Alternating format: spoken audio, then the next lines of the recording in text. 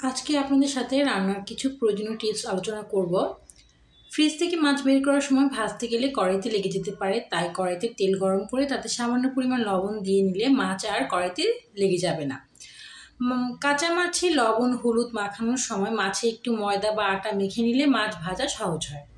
কচু, কলার মোচা, লতি এই ধরনের সবজি কাটতে গেলে হাত কালো হয়ে যায়। কাটার পর হাতে একটু লেবু ঘষে নিলে কিন্তু সহজেই হাত পরিষ্কার হয়ে যায়।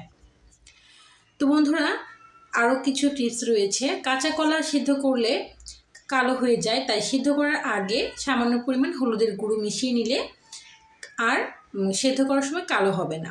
বোয়াল মাছ, আইড় মাছ, পাবদা মাছ সহ আরও অনেক মাছ রয়েছে যেগুলো ভাজতে গেলে ফুটে ওঠে, তাই তেলে ফুটে যাতে না ওঠে তার জন্য আপনার কাঁচা মাছের মধ্যে একটু তেল মেখে নিলে ভাজার সময় আর ফুটে উঠবে। কাঁচা অবস্থায় মাছ কিংবা মাংস রান্না করার পূর্বে তাতে সামান্য পরিমাণ লেবুর রস মেখে নিলে তার থেকে আষ্টে গন্ধ বা কাঁচা অবস্থায় যে গন্ধটা থাকে তা অনেকাংশ কমে যায়। ধন্যবাদ সবাইকে। আজ এ পর্যন্ত। সবাই ভালো থাকবেন, সুস্থ থাকবেন।